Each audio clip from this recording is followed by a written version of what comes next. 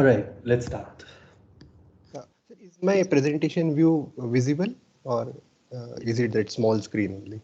Means I have done full screen. Yes, it's the presentation view now. Okay, okay, thanks. So today we'll be doing like summary of the modules like 135 to 131 to 135, and in this we'll be like discussing about changing the axis using Fourier-Moskine method. Then we'll have affine array axes, and we'll lastly we'll talk about data reuse and the two categories which are there, that is the self reuse and the self spatial reuse. So for like we had studied this Fourier-Moskine method where like we which helps us to project a polyhedron on a smaller dimension, and let's say for a n dimension polyhedron we remove the nth dimension and project the remaining on the n minus 1 dimensions, and it helps us get the equations in a form where we define the lower bound and the upper bound in terms of C1 into Xm with those inequations. And we want to use this while we change the axis, like the order of the loop iteration indices. So now the problem which we want to solve is like given a polyhedron iteration space, can we generate a loop nest with a new order? So for example, if the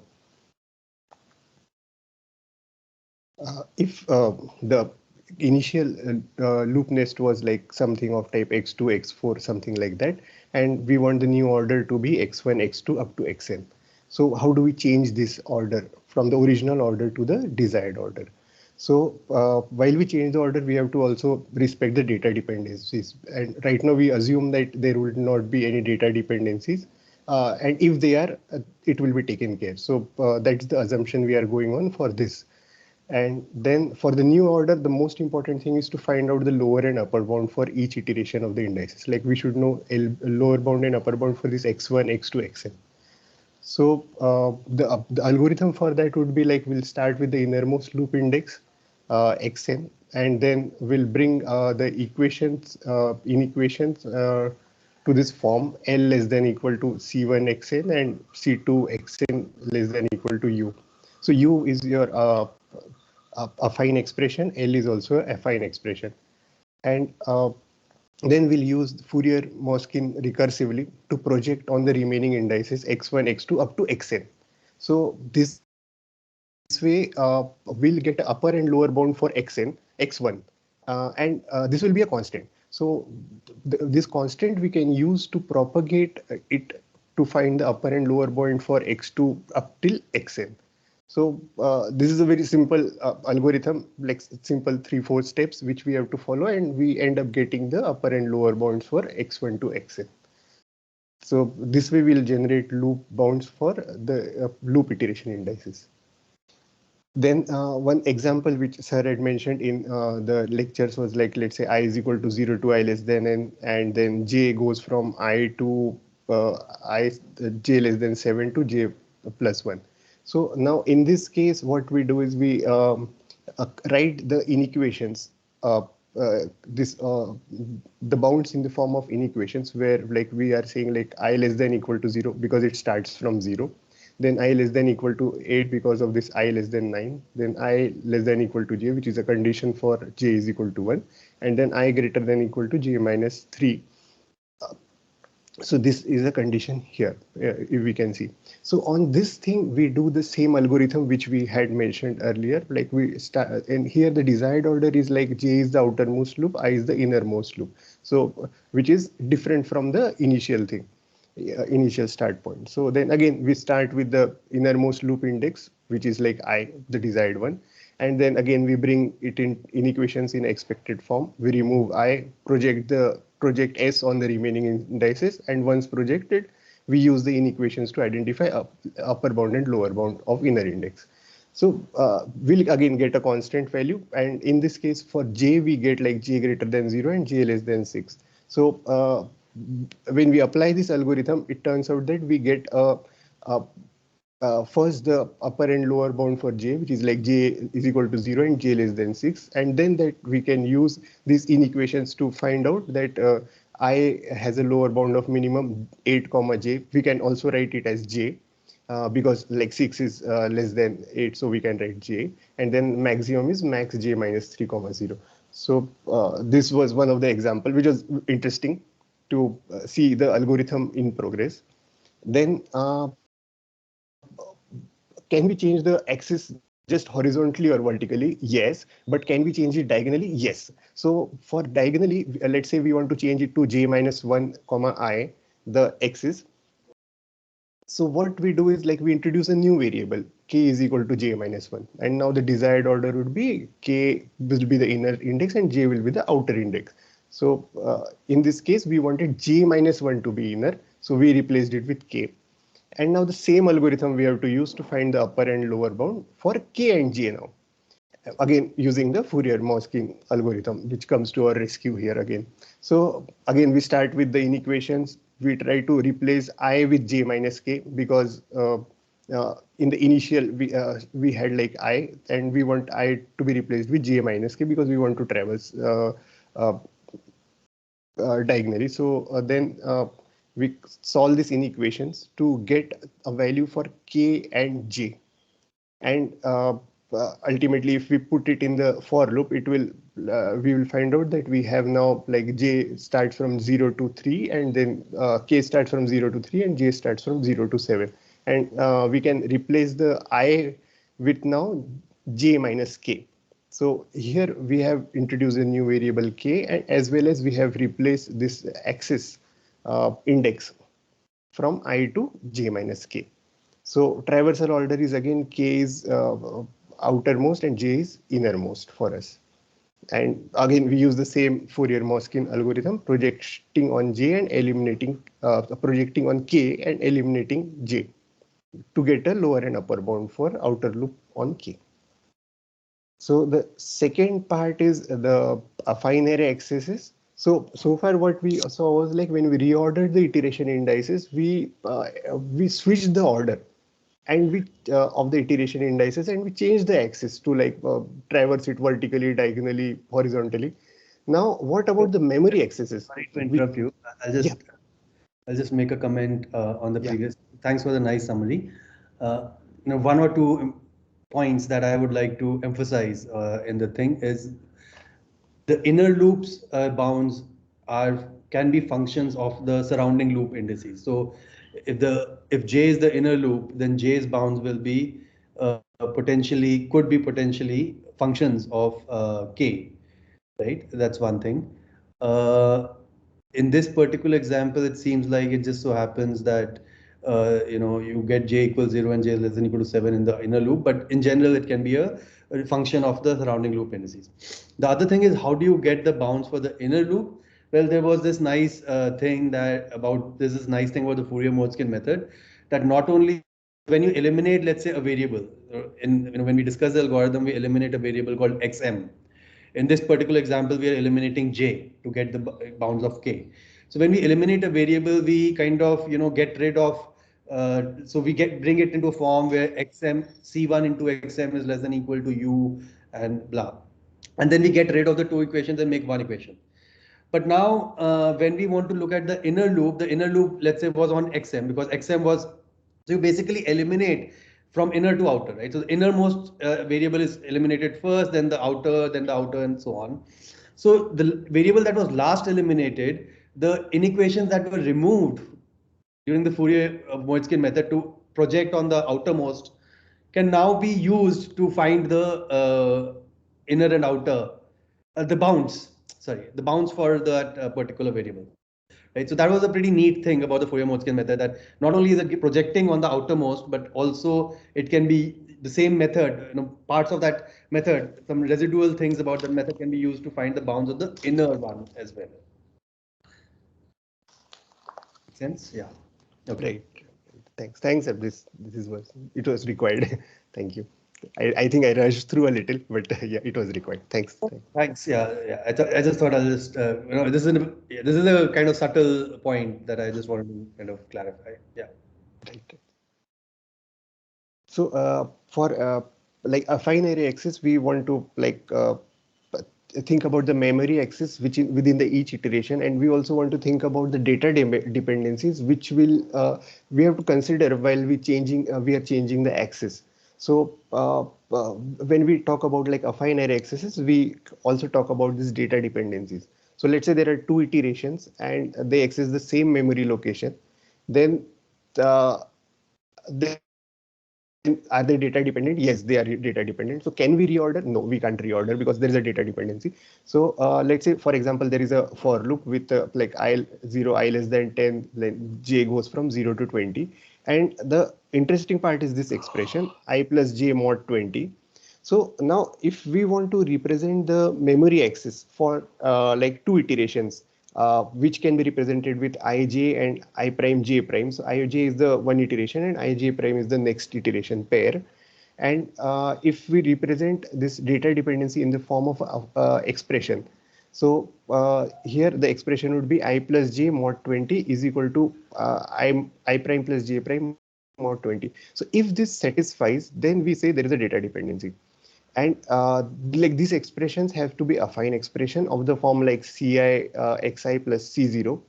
Uh, and and in this case, it's not affine because like mod is not covered in the affine expression. We have a plus and then other factors which we'll talk later, but mod is not covered, so it's not a affine expression. So comparatively, let's consider the same loop with a different kind of memory access, which is like 2j plus 10 minus I.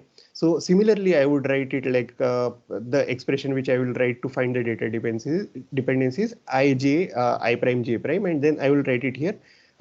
Instead of this expression, I'll write 2j plus 10 minus I uh, is equal to 2j prime plus 10 minus I prime.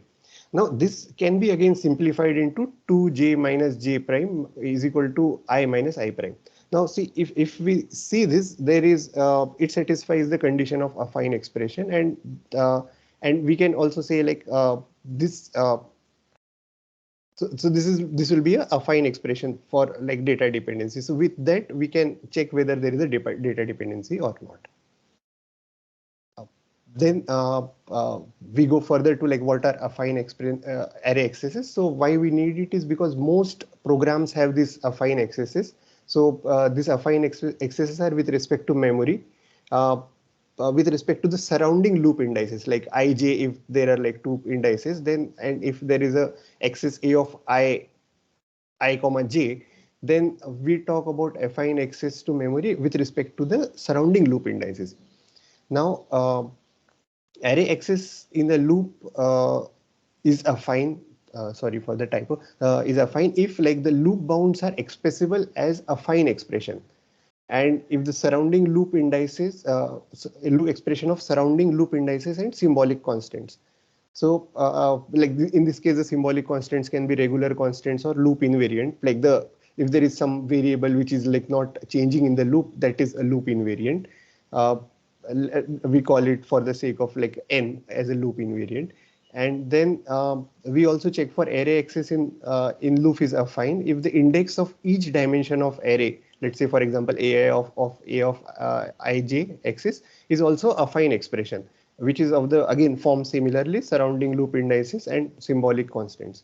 So for example, this thing 2j plus 10 minus I, this is a affine expression, but again, as we were discussing in this last slide, I plus j mod 20 is not a affine expression because of this mod operator. Now, some examples which are there where like we have used indices I, j, k, which have affine bounds, and in this case, n is a loop variant. So the first expression is like 2 into I plus j. Of course, it's affine because we are multiplying it by a constant, symbolic constant, but it's a regular constant. Then I comma j plus n. So the j plus n part is the interesting part. So plus is addition. Addition with a symbolic constant is affine. Comparatively, if we see this expression I into n plus j, now this is not affine if we compare these two because we are multiplying it by a loop invariant. So multiplying when we are doing multiplication, it has to be a regular constant, not a loop invariant constant for it to be affine expression. So similarly, I plus 3 into j, again, this is like getting multiplied by a constant number, regular constant, and added by a constant number. This is also a fine expression. IJK, the simplest part, the simplest loop indices, this is also affine. And again, I into j, which is where we have a multiply, it's not affine because this is not considered as a affine expression. Then how do we represent this array accesses? So we if there in order to represent array access in a loop nest, we use a 4 tuple, which is like f small f b small b. Now b and small b are known because we have studied it earlier during the Fourier-Moskine. So b and b are represented with respect to the iteration space. Let's say for I and j is there a loop, and I less than, like, let's say 10, j less than 20. So when we are describing b, capital B and small b, so we are describing the iteration space of the polyhedron. So how much iteration space would be covered, this we can specify with b and b. And then the new expressions are f and f. So they represent the affine expression with respect to the loop indices, which specify multi-dimension address of array memory access. So what this means is we want to think about the memory address which will be there for address which will be there for the memory access. So for example, if there is a like b of I comma j, so in this case we are considering this I comma j which is used to access b. So this will be different from your b which is your which takes care of your iteration space. So if loop nest uses a vector of index, let's say I vector, like, and then like bi plus b will be greater than 0, which is like the same iteration space which I was talking about. And the accessed element is fi plus f, which is the memory address, and f is a coefficient matrix which represents the coefficient of each of the loop indices, ci xi plus c0. So f would be ci, the coefficient, and f the small f would be the c0, which would be like the constant value. So in this case, for a very simple example, a of I minus 1, so capital F would be 1 0, because we are using I, and small f would be minus 1 because of this constant which we are like subtracting from I. So so how will we get that I minus 1 is like 1 0, and then we multiply with a vector ij, because this expression would have been this memory access would have been on a ij loop. So we are multiplying with a vector ij, and then we add with minus 1. So we'll again get, if we multiply that, we'll get I minus 1. So this is a good way to represent this memory access in the form of fi plus f. So there are some examples which like sir has talked about in the presentation, like how we can represent this, how we can find f and small f for this expression. So in this case, like f, if y 1 and 2, so f would be 0, and small f would be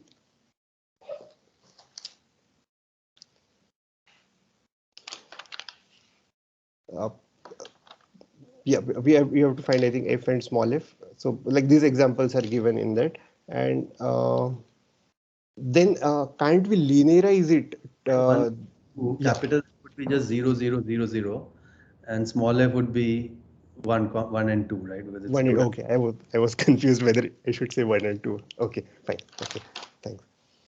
So this array accesses, if we want, we can linearize them also.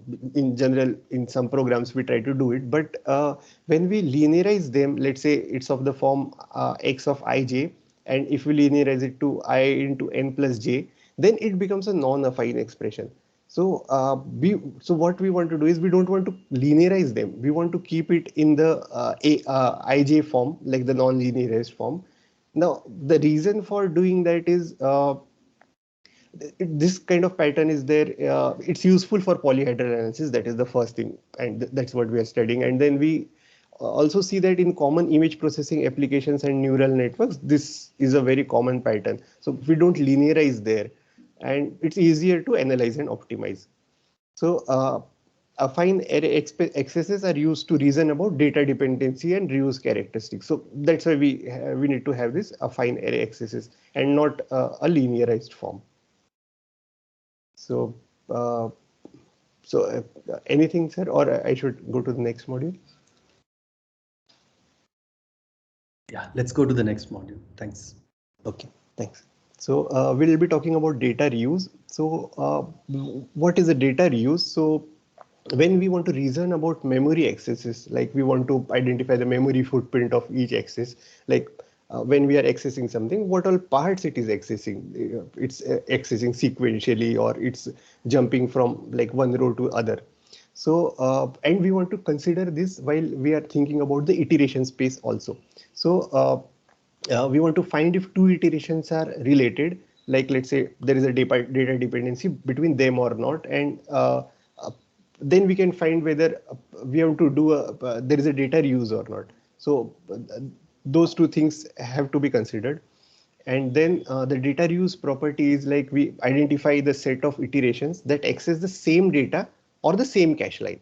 So in the iterations when we are iterating, so does it access the same data or does it use the same cache line? So that is the data reuse property, because we'll be reusing the data when if let's say we are using the same data for the iterations, or if we are using the same cache line. So how this is useful, this data reuse property is like we can optimize it for locality, when we can bring those iterations close in execution time. So like we get a faster uh, memory, what do you say, uh, we can get the elements faster. And we have all been discussing about the locality, spatial, temporal, and all that, and how it helps us to get better performance. So data reuse is an important property. So it's useful for locality optimizations also. So data dependence property, that's one property which we need to consider while we are thinking about data reuse. So data dependence is like we have to identify the access that refer to same memory location, and at least one of them is a write. So access to the same memory location, and if at least one of them is right, then there is a data dependence. So there are for a given two axis, we have like three kind of data dependencies. So one is the raw, which is like read after write. So if one axis reads it and the other axis writes it, then we say there is a raw dependency. War is again write after read. WAW is write after write. So these three types of data dependency are there given two accesses. So if there is a data dependency, then we don't reorder iterations when these exist. And because the reason is like it will give us different result from the original. So we want to reorder, there is a data dependency, we should not reorder. And the data dependency of is of any of the three forms. Then because it will give us different results. Then there are two different categories of data reuse. One is the self reuse and the group reuse. So self reuse means like multiple iterations of same statements access same data. So for I is equal to 0, I less than j, and you are accessing the same data, a of 0, for example. So same statement is accessing same data in uh, multiple iterations. So like for I is equal to 0, I less than n, but you are accessing a of 0. So always only same data we are accessing, but the iterations are like going multiple. So that's the self reuse. We will have more examples. Then there is a group reuse, which is like two potentially same iterations of different statements access same data. So so the interesting part is two iterations of different statements access the same data. So that's a group reuse. And if different statements access same uh, if different statements access same data in same iteration, that's also group reuse. So here we want to we'll study it later, but we want to take advantage of the cache lines also. Now, the data reuse, which implicitly means a temporal reuse. So we can classify it as we can state the property as like if the exact same data is accessed multiple times across iterations, then it's a temporal reuse, which I was saying, like that example for I is equal to 0 and we are accessing a of 0. And then it's useful in cache line or general locality. Now there is a spatial data reuse also. So if different data is used in, if different data is there in the same cache line, if it's accessed, then we call it a spatial reuse. So like, for example, if we are trying to get A0 and we get all other elements because they are in the same cache line, then that would be a spatial data reuse. So it's useful in cache line locality only. Now, one very nice example which Sir had put was like if we have a for I is equal to 0 to n, j is 0 to n, then and we are trying to do a computation of type z j plus 1, we are trying to compute zj plus 1 and j plus 2. So here the interesting part is zj plus 1 is read and also written. So here what though we may think that there are like only 3 accesses, but there are 4 accesses because this j plus 1 is getting read as well as written. So there are like 4 different accesses. And we can call each of them as separate statement. And when we are accessing j of j, it's likely to hit in the same cache line. And for z of j plus 1 and j plus 2, we have self-spatial reuse across different iterations. So this is called as self-spatial reuse. And then we have self-temporal reuse also, where exact same element is accessed repeatedly once for each iteration of outer loop. And then we have group spatial reuse and group temporal reuse. So group spatial reuse is like j of 1 access same cache line. So that's a group spatial reuse. And across different iterations, access by z of j would be accessed by z of j plus 1 in the next iteration. So in one iteration, we'll be using z of j, but in the next iteration, we'll need that value for that can be reused for when we compute z of j plus 1. So that's your group temporal reuse. Then for more analysis of this particular example is like the number of reuse are like 4n square in this case, because 4 accesses multiplied by n squared, 2 loops are there, iteration, and then the memory footprint is n by c cache line. C is the cache line size and the distinct memory location of order n. So if we see 0.1 and 2, then by pigeonhole principle, we have more accesses and the memory footprint is less. So that's definitely a data reuse. Then there are 3 factors which we have to consider. There's like a factor of n, c, and 4. So factor of n is due to self-temporal reuse. And then c is due to self-spatial reuse, where like cache line access is by the same statements. That's why that factor of c has come in. And factor of 4 is due to group temporal reuse for like the 4 accesses. Then the fourth module is like self-reuse, which we implicitly mean as temporal. So in this self-reuse, we say that the same element is accessed for all iterations. So in this case, the coefficient matrix and the small f matrix would be 0. So let's say for this example, I is equal to 0 to ni plus plus. And we are trying to access the same element for all the iterations. So then it's called a self-reuse. And what we want to do here is also we want to find the relation between f, capital F, small f, and reuse. So some examples are there. So for this, there is no self-reuse because there is a of I. With that, you are accessing different elements, so it's not self-reuse. In this case, there is a self-reuse, but it's on the outer loop because same element for the means like for j, you are accessing the same element a of I. So for this particular loop, there will be a self-reuse. And for these examples also, there is a self-reuse because here like I into 2i is what you are accessing. And if we consider this kind of matrix, we can see that there is a self-reuse because you are trying to access the same element is accessed in all the iterations. Like I into for the loop j.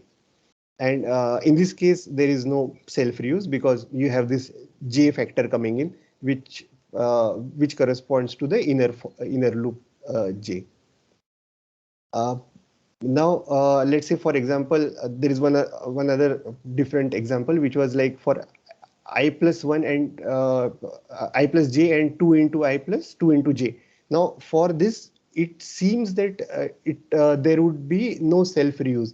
But if we consider a case of like a of 10 and 20, then we can see like there are different order of indices for which we can get this same a of 10 20. So for let's say a of 0 10 will be accessing the same element and 1 9 will be accessing the same element. So this way there is a reuse, even though this expression is seems little different, but still there is a reuse. So there are multiple points in the iteration space which access the same array location.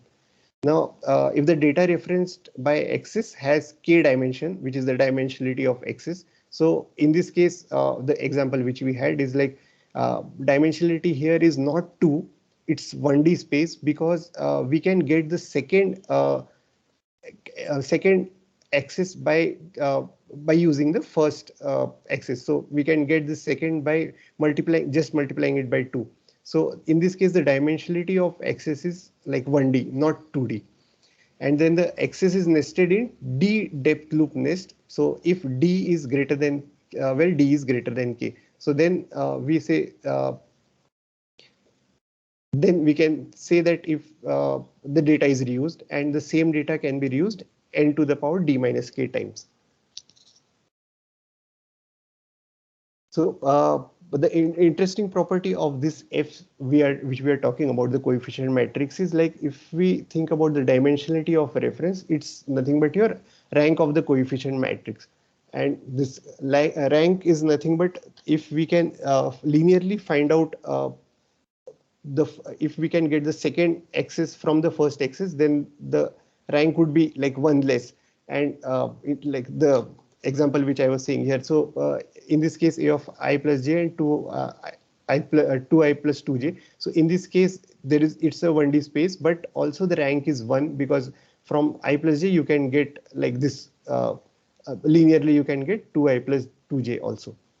So rank is important thing because we use this to define self reuse. So if rank of the coefficient matrix is less than the dimensionality of loop iteration space, like if for I or j, then the dimensionality of loop iteration space would be 2.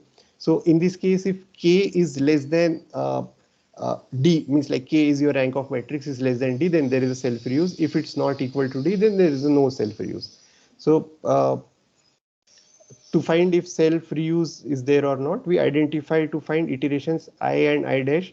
So and like the number of points in I and I dash, where f of I plus f is equal to f of I prime plus f, which is something like f of I minus I prime is equal to 0. So now if f was a full rank matrix, then only one solution exists, which is like I is equal to I prime, because if we put I minus I prime, then only like f would be 0. And there is no non-trivial solution. So, but f is not a full rank matrix, then that is the rank of f is less than the total dimension of matrix, then there would be non-zero solutions, which we call it as null space. And we will have some more points, not just 0 points in this null space. And it may be order of n also. So one example which was there was like, if let's say if this is a full rank matrix, so in this case this is of rank 2, and the dimensions would be like for I 0, so dimension of matrix is like 2 cross 2. So in this case, the null space would be empty. So there is no self reuse, because like k is not less than k is not less than d. So there is no self reuse. And in this case, the rank of matrix is 1, because you can use this 1 2 to get minus 1 minus 2. So in this case, the null space is non-empty, and you have in the null space I minus j is equal to 0. That's I is equal to j is what you have. So thus we have a non-empty null space. So there is a self reuse. So the last part is about the self-spatial reuse. So we had data reuse of type self-temporal reuse. The second type is self-spatial reuse. So self-spatial reuse is when different elements are accessed in each iteration. for example, this simple for loop, I is equal to 0, I less than and I plus plus. So a of I is equal to 0. So here you are using, you're trying to access different elements in each iteration. So you're trying to use a of 0, a of 1, a of 2, a of n. So in this case, is there a self reuse of type temporal? No, because same element is not accessed in different iterations. So had it been a of 0, yes, there was temporal uh, self reuse.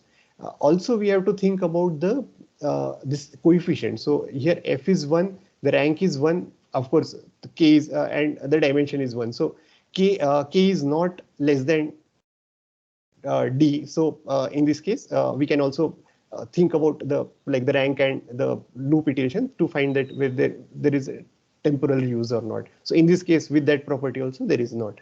And if let's check if there is a spatial reuse. Yes, because A0 is in cache and A1 will hit the same cache line. Another example would be like I is equal to 0 to n, j is equal to 0 to m, and then we are trying to access j comma n. So interesting part is j is the, we are not using ij, we are trying to access ji. So in this case, the rank would be 2, the dimension of matrix would be 2, so there is no self-temporal reuse. Then is there a self-spatial reuse? Yes, because if cache lines are accessed multiple times across points in iteration space, so there is a self-spatial reuse. And if we are trying to access 1 0 and 1 1, because like this would be like let's say j was like 1, and so then you will be accessing j of 1 0 and then 1 1. So there will be adjacent elements actually. So getting one element would get you the another element, and you will be able to take advantage of the cache line. So which is what is the spatial reuse. So this is different from spatial locality, which we'll talk later. But in this case, the reuse distance of spatial locality, in this case, it's very large, but still there can be a spatial reuse. So like reuse distance would be like when the distance in which you want to access the same element again. So that is very important part for your spatial locality. But even though the distance may be large, so for a spatial locality, the reuse distance has to be small. But for self-spatial reuse, the distance can be large, and still there can be a spatial reuse. Now, to reason about this self-spatial reuse, we should know about the cache size of cache line also, because like this is a very important thing when we talk about self-spatial reuse. So here what we do is we do approximation. We consider two array elements X's, and they share the same cache line if they differ only in the last dimension. So this is one approximation which we are doing, and last dimension of a d dimension array axis. So for example, okay, this is a very simple example. So a of I 0, if we are trying to do this axis. So, and if we go by this approximation, then we remove the last dimension. So there is only one dimension. And if we remove this, then there is no dimension. So then we say that this will belong to the only one cache line. So so for cache line, we make this assumption, and we also assume that all elements in the last dimension fit in the single cache line. That's why we say that we can safely not think about the last dimension. And then let's say another example where like we are accessing a of I j comma I. So here in this case, let's say we remove the ith index, which is like the last dimension. I is the last dimension. So j also fits, j starts fitting into one cache line. So in this case, the dimensionality of access would be 1. And the dimensionality of loop nested, it's 2, because like I and j we have. So 1 less than 2. So there is self-spatial reuse. So so for the last dimension, accesses are cheaper. So like the approximation is meaningful. Then for self-spatial reuse, what we are doing is we are truncating the f by removing, like dropping the last row of coefficient matrix, which is a new step in the self-spatial reuse, which we didn't had in self-temporal reuse. So dropping this last row, not considering the last part is of the coefficient matrix, is the new thing. Then the resulting coefficient matrix which we have which is the effective coefficient matrix, and for that we check the rank and the depth to find whether there is a self-spatial reuse or not. So we are again checking the rank and the depth, but we are dropping the last row of the coefficient matrix. That's like removing the last dimension. The significance of identifying self-spatial reuse, like why we want to identify, is like it may be possible to reorder computation such that we exploit spatial locality. The innermost loop varies only the last coordinate of the array. So because that's the assumption which we have taken, and we are removing that. So there is a possibility of reordering. And if there is a self-spatial reuse, is it possible to reorder computation such that the reuse distance between multiple access to same cache line becomes close in execution order? One example then which we had was like we are trying to access 3, 2i and 7i plus j for the iteration index I and j. So in this case, let's say if the I was the innermost loop indexes, then we if we remove the last dimension, then we get a of 3 comma 0. So in this case, the rank would be 1 because there is only one I variable which is there. And in this case, the rank would be less than like d of 2 because we are have iteration indexes I and j. So then this axis would also be a self-spatial reuse.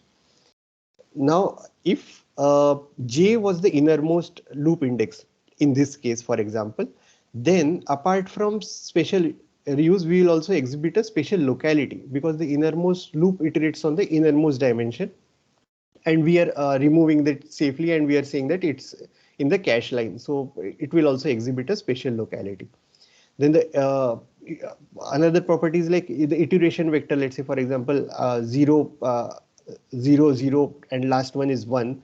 So should belong to the null space of truncated f to obtain spatial locality. So, and in this case, the null space should be non-trivial. It should have like more than 0 points.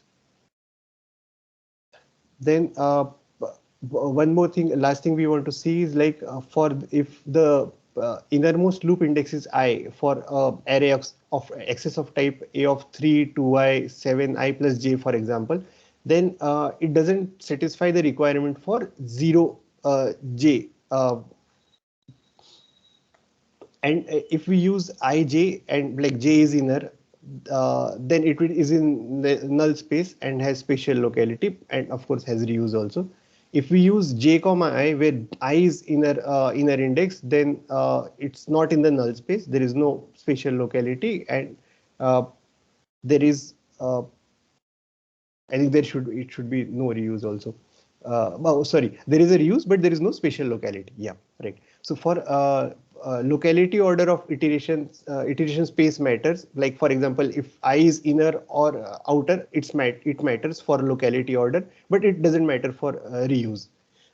Some more examples which are there is like a of 3, 2i, I plus j, 7j. If we remove the last one as per the approximation, then we get a of 3, 2i. The rank becomes 1 and we get a spatial reuse.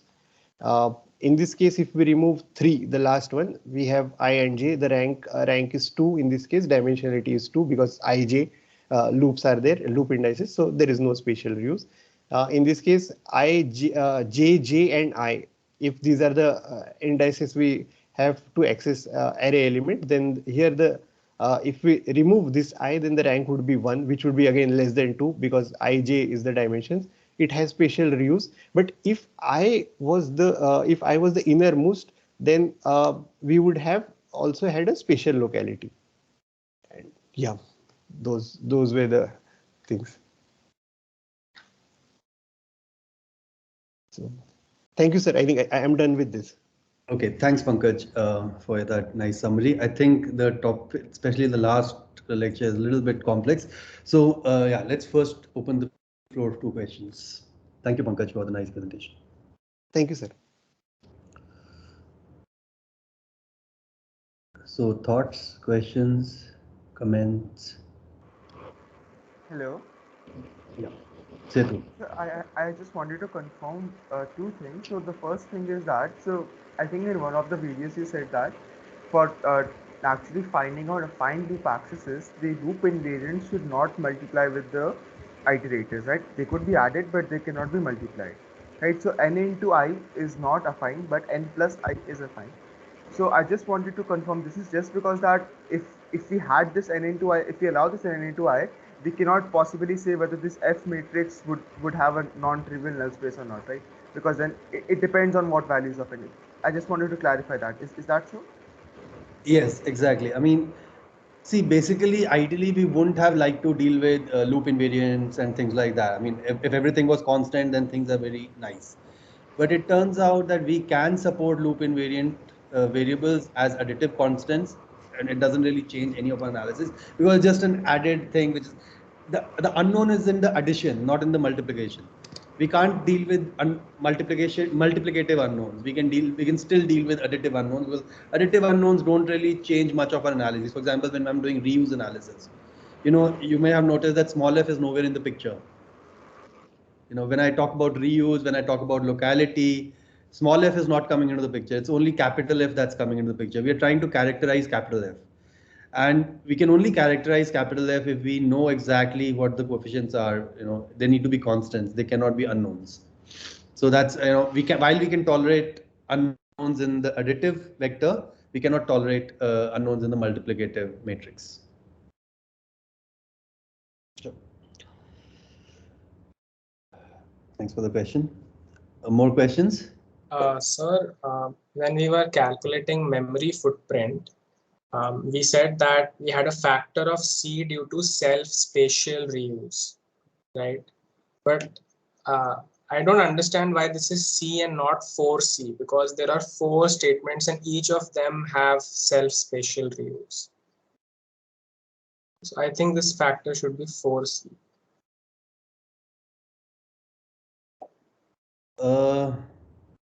Okay, so first of all, this is just a back of the envelope pigeonhole principle based calculation that we are doing, just to kind of say, this is another way to reason about things in a very rough way, right? I mean, it's not basically saying that, okay, this is the memory footprint and this is the iteration space. So by pigeonhole principle, reuse of this amount. And now, once we know that this is the amount of reuse, let's try to attribute what fraction of that reuse is because of what factor, right?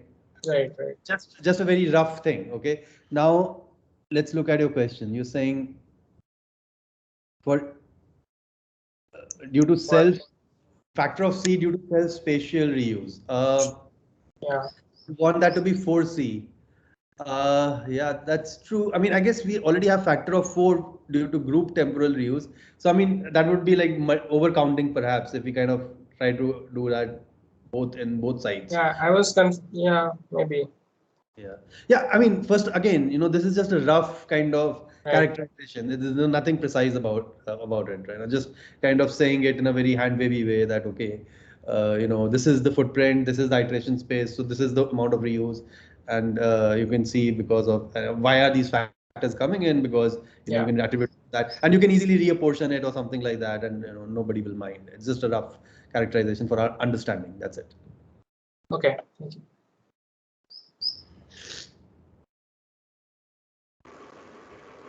So just I wanted to ask one more thing. So when we are applying this Fourier-Motzkin method to reorder the accesses as per our requirement, so in that case, if we find that there are actually data dependencies, so in that case we cannot use this method, right? So is there anything else which we can use, or like if we have data dependencies, then that's all, we can't do anything about it? Okay, yes, of course. So, so far we have been assuming that there are either no data dependencies, or if there are data dependencies, they will be taken care of. Yes. How are we going to take care of those data dependencies? We haven't yet discussed. And that's going to be the subject of discussion in the next, it's on the agenda, course agenda. So indeed, we are going to come up with an algorithm which says, okay, identify what the data dependencies are, characterize them, and based on that, identify the best possible reordering of the iteration space. And so we're going to discuss what those algorithms are. But after we are done with all that, after we've identified the reordering, we would still need to figure out what are the upper and lower bounds. And so then at that point, we're going to use the Fourier-Motzkin method. So we're just introducing ourselves to the Fourier-Motzkin method so that, tomorrow when we use it, we are kind of fully tuned on it, and we have good practice with it and things like that. Okay, thank you.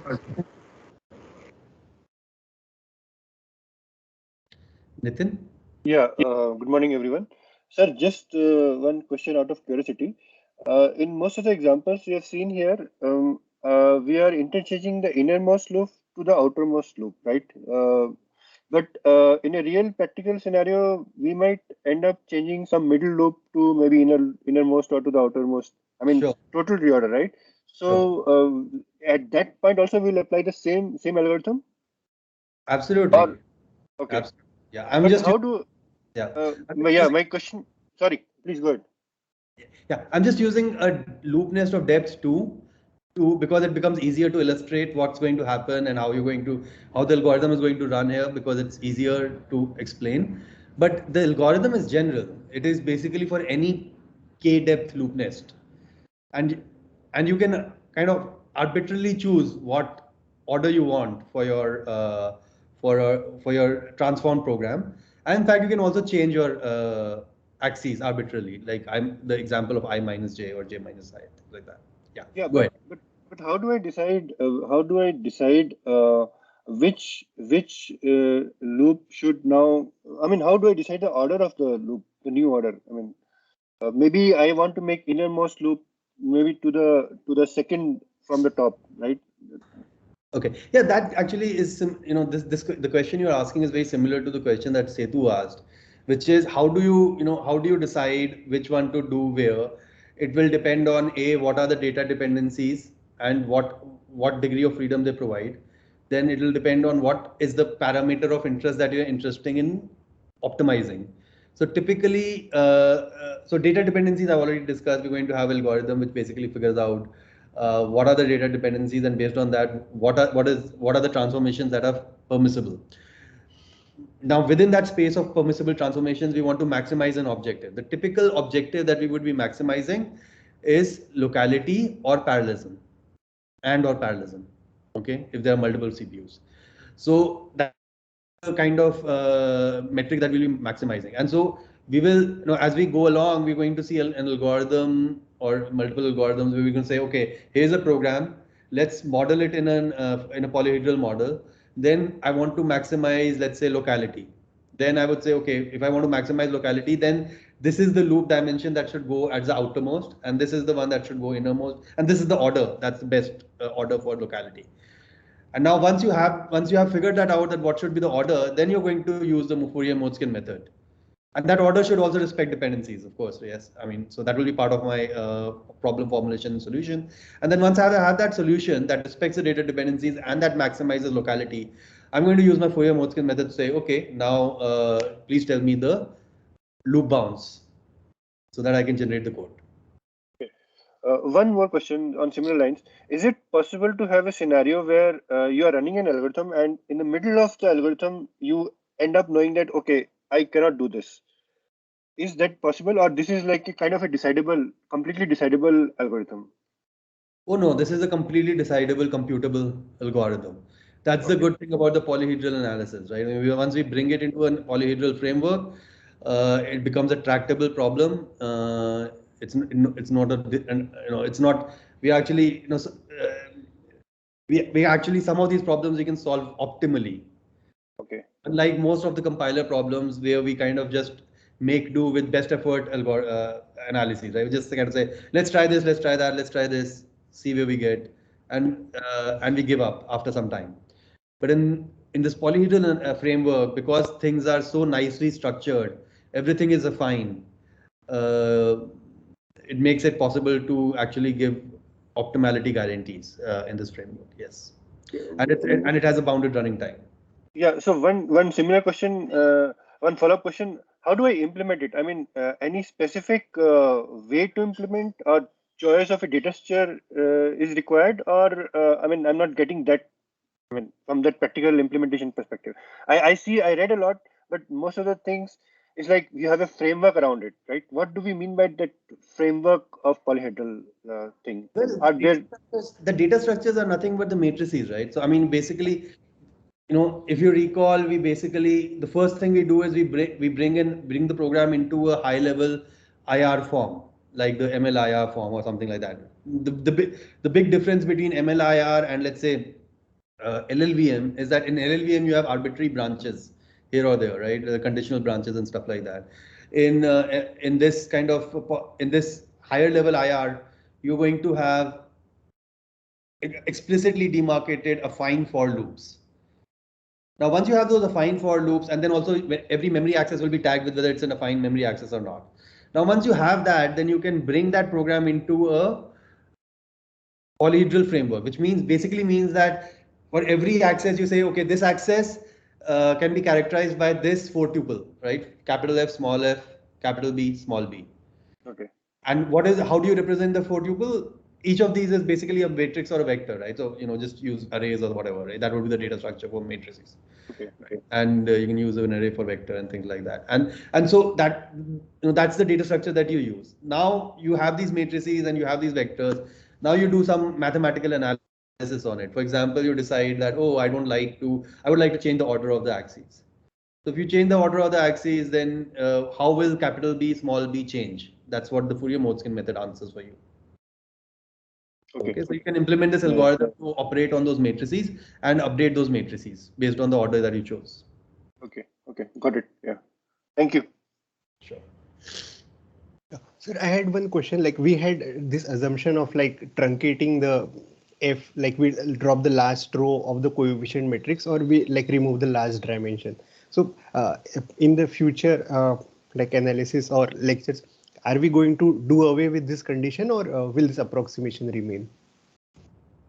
So yeah, I mean, this whole business of spatial locality and spatial reuse, and in the affine, so one of the things about affine framework is that you have to make approximations because the world is not affine, but you're trying to model it using affine worlds, affine assumptions. So as far as spatial locality and spatial reuse are concerned, this is the best we have. I mean, this is the best I will have in this course at least.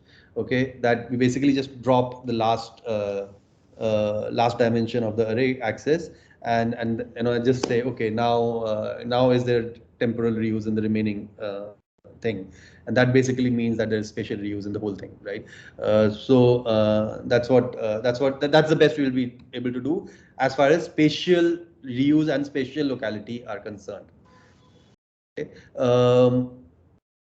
Will there be any limitations, sir, while we take this constraint, like this assumption? Will there be? It's like you explained that. Yes, of course. I mean, it may look very limiting right now because we are talking about spatial reuse, and it looks very crude to just drop one dimension and say, okay, that's basically, just assume that the whole dimension is basically fitting in one cache line or something like that. It does look crude, but when we talk about, there are two aspects to actually spatial reuse is not really a very important concept, right? It's basically telling you whether there's reuse or not.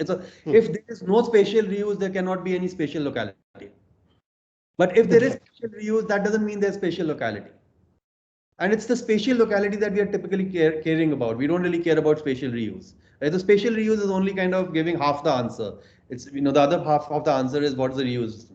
And typically our formulation would be, let's optimize for the spatial locality. I mean, we won't really care about spatial reuse. Who cares about spatial reuse typically, right? I mean, it doesn't matter from locality perspective. It doesn't matter. It does matter from, let's say, memory footprint perspective and all that. But, we'll be typically optimizing for locality. And when we optimize for locality, we would basically be trying to minimize the reuse distance. And so, that would be basically what would be really helpful in our future formulations, minimizing and when we minimize, we are not really going to worry about we dropped the last, I mean, we're not going to talk about that we dropped the last dimension or something like that. We just say, okay, let's minimize the reuse distance, and that's it. Okay, this is just for our understanding. Okay, what is there is whether there's spatial reuse or not. If there is no spatial reuse, there's no spatial locality. That's all. Right. That's basically it. So I understand your apprehension because it looks like a very crude concept, but don't worry. I mean, it's not going to. It's just for our understanding about how we are analyzing stuff and all that. We are not going to really rely on it too much later on. Thank you. Thank you.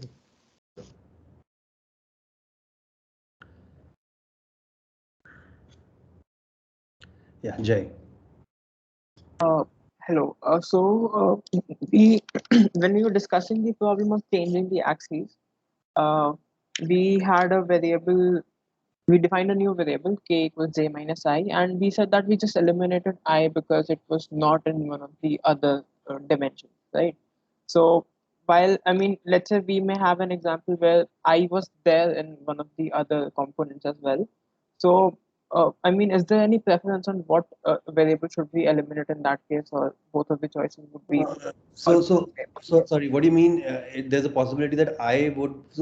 So first of all, if you introduce a new variable, Yeah.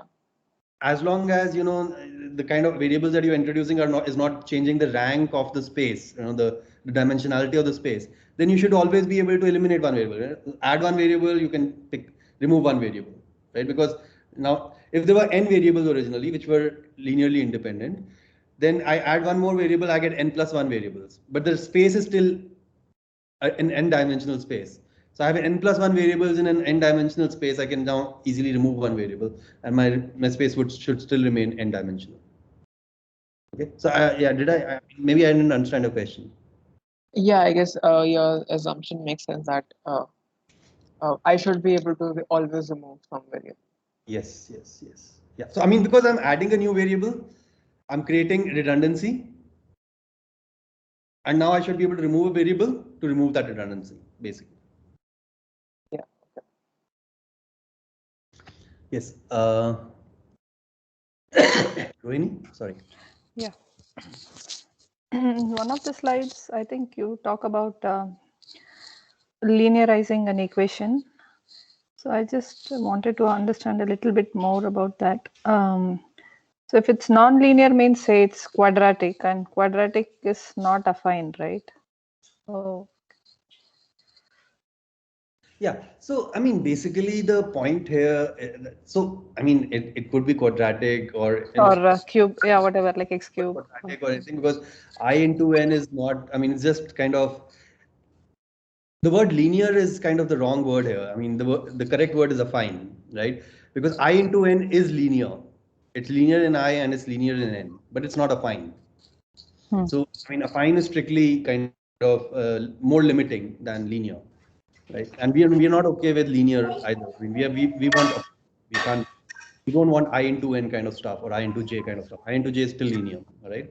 So yes, I mean, if we are working in the affine framework, it helps much more. I mean, so in this example, right? I mean, if I have I into n plus j, now I cannot reason about the memory access using a capital F array because my coefficient matrix now has this thing called n, unknown called n. And that's not something I like because I want to basically, you know, most of my analysis are going to be, you know, let's analyze the coefficient matrix and decide what to do. For example, the Fourier-Motzkin method, or for example, the self-spatial reuse, self-temporal reuse, things like that, right? And later we're going to talk about locality and things like that. So, and parallelism. So we want the coefficient matrices to be constants. That's what affine means. And so in this particular discussion, I guess I'm trying to point out that if I use a two-dimensional, if I just increase the dimensionality, I'm able to use affine expressions, and that helps. But if I just try to linearize the array into a single dimension, then I'm no longer able to use affine expressions.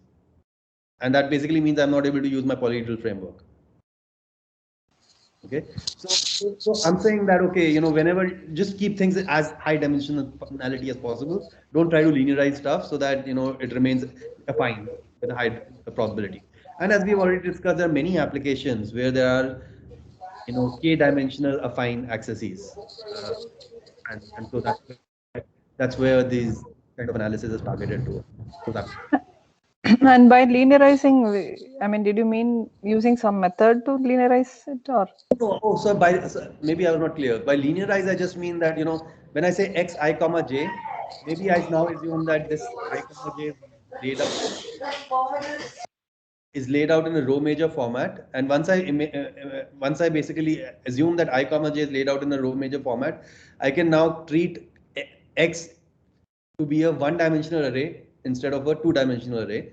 and say, oh, I comma j translates to I into n plus j. If if the size of one dimension was n, then the I comma j just translates to I into n plus j in a row major format. That would be called linearization of the. Yeah, I got it. Yeah, sorry. Yeah, so it's a two-dimensional to one-dimension. So a little confused. I mean, I was like thinking about quadratic equations, so that's why. Okay. Then one quick question about null space. In one of the videos, you mentioned about this terminology that's used in linear algebra, and you also say that in case if anybody wants, you could actually give the reference material in the comments. So I just wanted to know the reference material for linear algebra that would be useful to understand, say, terms like null space, etc. Okay. Sure. Yeah. I think. Yeah. I might have said that in the video. I'll have to do a little bit work to basically dig out these material. I remember watch that these Khan Academy videos for linear algebra. They're pretty good. Okay. I would highly recommend that, and yeah, I'll also try to put links under the video. But just in case I'm not, yeah, I mean there are some basic textbooks as well, but the Khan Academy videos I would highly recommend. Yes. Okay. Thank you. Sure.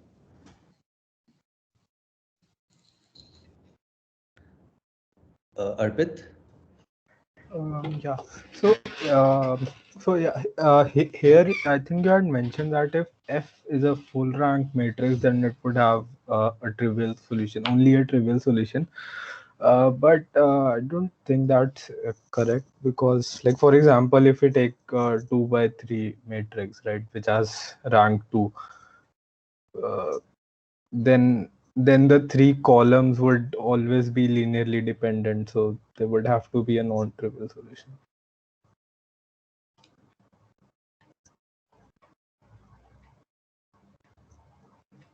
Yeah, you're right. I mean, I should have said that if capital F is a full rank matrix with the rank equal to the dimension of the iteration space. Does Right. that Right. sound okay? Yeah, okay. Yeah.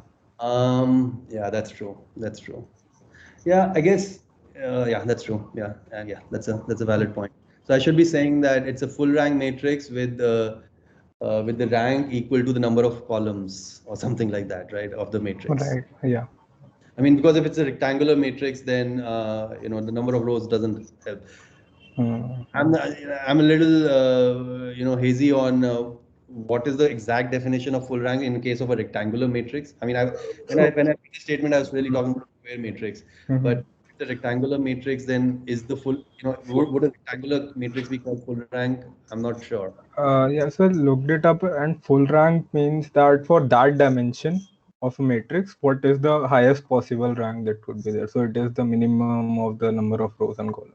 No, but see, rank can be defined either in terms of number of linearly independent rows or number of linearly independent columns. So if it's a rectangular matrix, obviously the number of linearly independent columns is not equal to the total number of columns. Actually, it is the same. The row rank and the column rank is same. So that's what I'm saying. So if it's, I know the row rank and the column rank is same, but if it's a rectangular matrix, then on one of the dimensions it is not full rank, right? Right. Because it's a rectangular matrix. So let's say it was a matrix of 3 cross 2, then obviously the rank cannot be greater than 2. So the rank is 2. Right. Let's. Then on the column side, the rank is less than the size. Right? Rank is 2 and the size is 3. Would you call it a full rank matrix? Yeah. As I understand it, probably not, right? I'm not sure about the full exact definition, but if that's the definition, then yes, what I said was correct. But if yeah, I hope that answers your question. Or Yeah.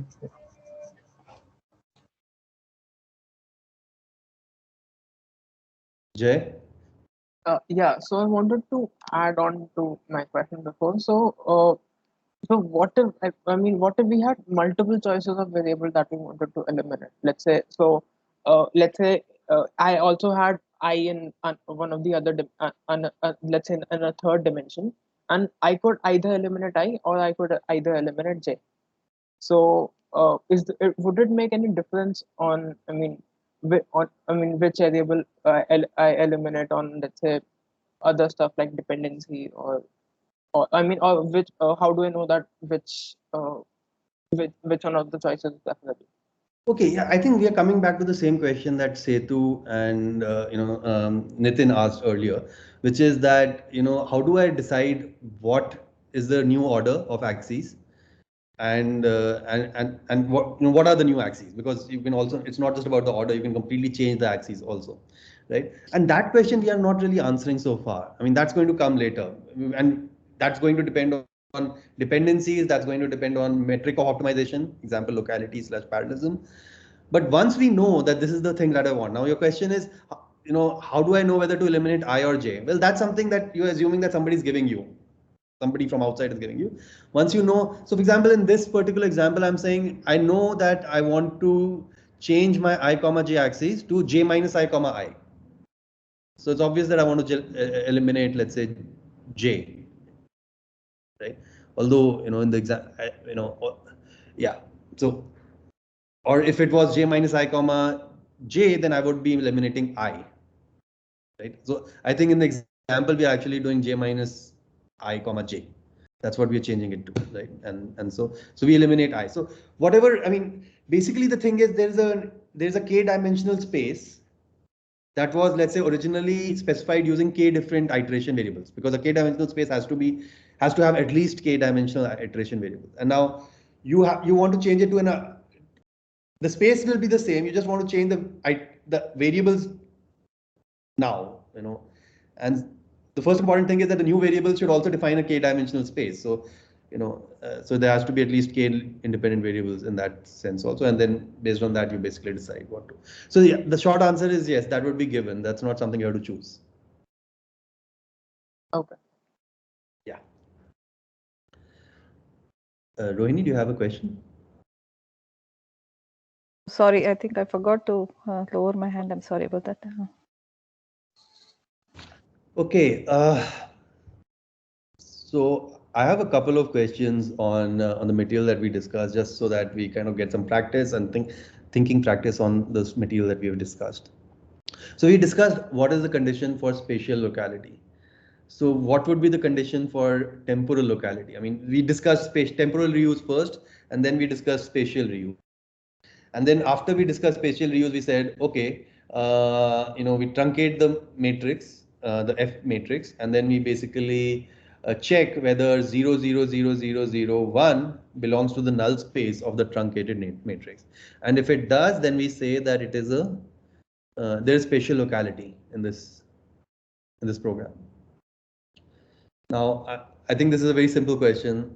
What would be the corresponding condition for temporal locality?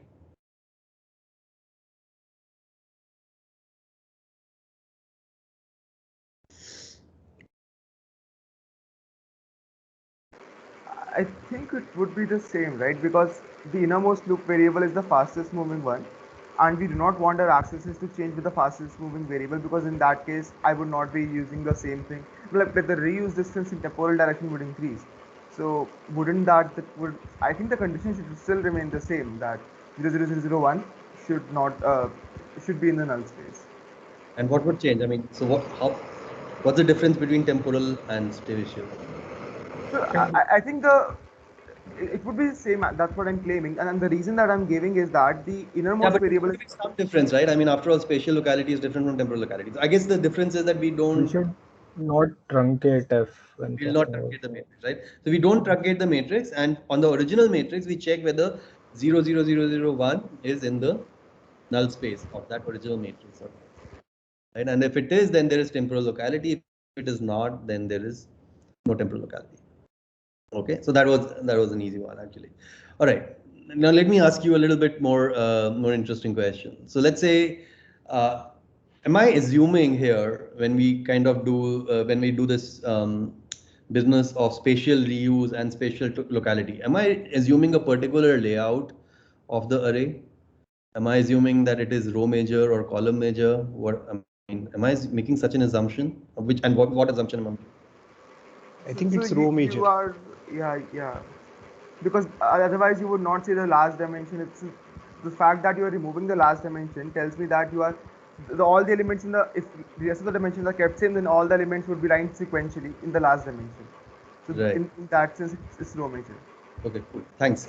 And if it was column major, then how would I change my characterization of spatial reuse?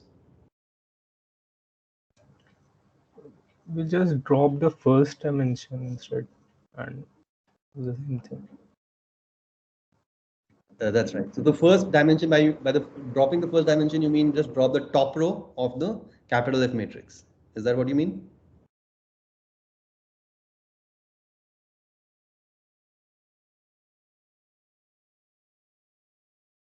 Yeah, I think, yeah. Okay, cool. Yeah, that's the right answer. So in the column major, you basically just drop the top row. In the row major, you drop the bottom row, and everything else remains the same. Okay, now let me ask another question. All right, so we talked about spatial locality in the context of row major, and we said it should be 0, 0, 0, 1. And let me warn you, this may be a trick question. Okay, so you don't. So it's 0, 0, 0, 1. If it was a column major layout, then what is the condition for spatial locality?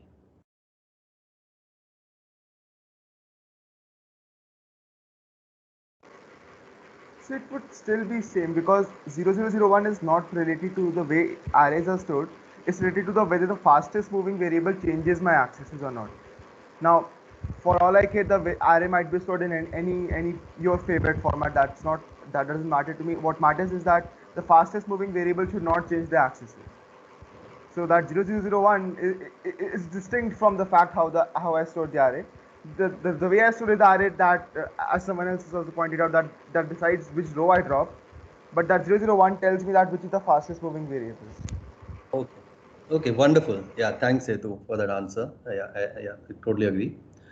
Yeah, that's great. Okay. All right. So that's all I have for today. Any other questions or thoughts before I can talk about what to do or what do we have for the coming week? Any concerns? Anything?